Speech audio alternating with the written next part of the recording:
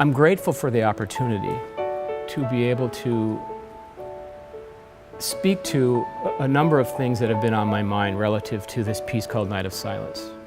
I think to make sense of Night of Silence, not just all of the arrangements, is to also understand Advent itself.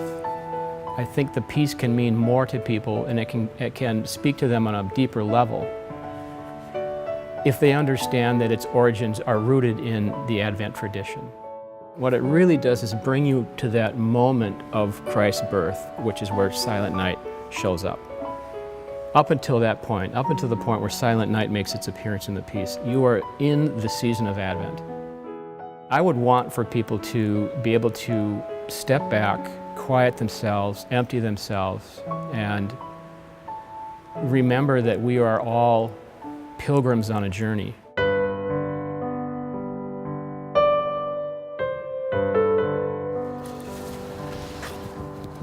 I was blessed to have grown up in a place like northern Wisconsin, where Advent to me meant deep snow. It meant walks in my snowshoes to the woods. It meant the skies were dark, the stars were bright. I have memories of walking in my snowshoes over 3-4 feet of snow with the moon so bright that the snow sparkled.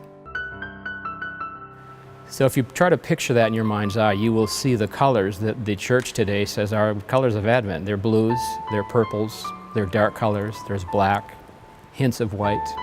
Those are the colors of Advent. Advent is one of these seasons that it would be very easy to brush aside, focus more on Christmas. You got Thanksgiving just before it. Get your shopping done, throw your parties. There is a way for Advent to be really relevant and meaningful today, especially today, more so today than perhaps at any other time in human history. What it offers us is what we need so desperately at that time in our lives. It is perhaps the busiest time, yet Advent calls us to unbusy ourselves. It's calling us to a level of sanity that we desperately need at a time when we don't maybe realize how insane we've become. Oh, it's my absolute favorite season. I absolutely love this. Adventus, it's a Latin term. Ad means toward, and ventus comes from venio, which means to come, to come. So toward the coming is a kind of literal translation of it. Of all the liturgical seasons, Advent is the one that's closest to my own personal spirituality.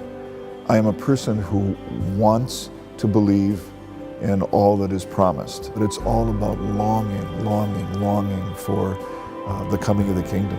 And that's what Advent's about.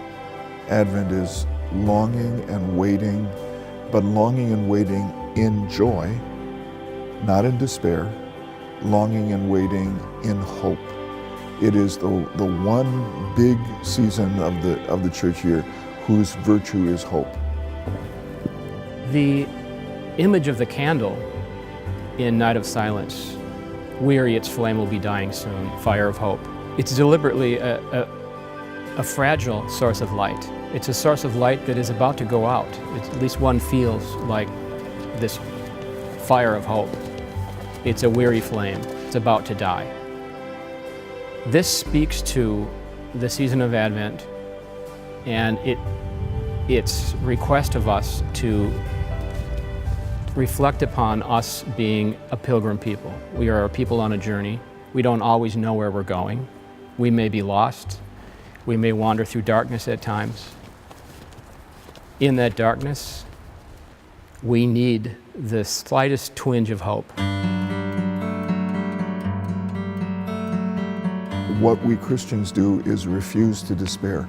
We will not, in the face of encroaching darkness and coldness, simply give up. What we do is light candles. And the candle is both the light standing against the darkness, and it's the warmth standing against the cold. And thus a wonderful image. I have recently just gone through a very dark time. And all of these images I'm speaking to came to life. This is real for me, in a beautiful way. It was a blessing, the source of light, the idea that second Advent, where Christ appears and comes to us through grace and through this body of Christ and through friends and through family, that coming at a time when we need it, when we need hope, we need light. I experienced that in the most beautiful way during a time when it felt like it could have been the darkest, when in fact I felt more love at that time than I can ever remember. Advent is a season, I believe, that as much as we need it, it needs us. It is a season that is being elbowed out by our world.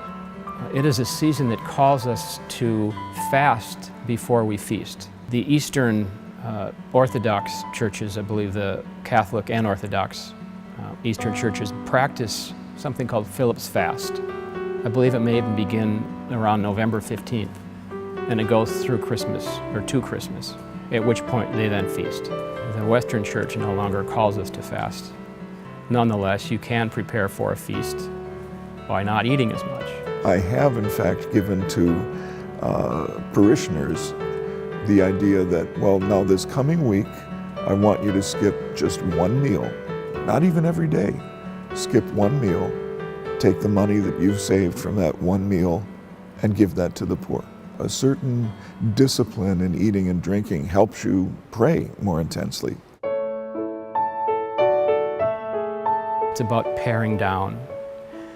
If I were to think of a tree that reminds me of Advent, it would be a birch tree with no leaves. It's black, it's white, it's empty. We as composers, let's just say artists, writers, creators, have a responsibility to keep these faith traditions alive by keeping them fresh. One way to do that is to take these old, tired symbols and you break them open. But in breaking them, you can make them new again. Advent is a season that can be broken open if you dare to do it, if you dare to quiet yourself, to take on a different practice, to show up differently during that season. You will be surprised in a wonderful way. And the feast of Christmas will feel that much more joyful as a result.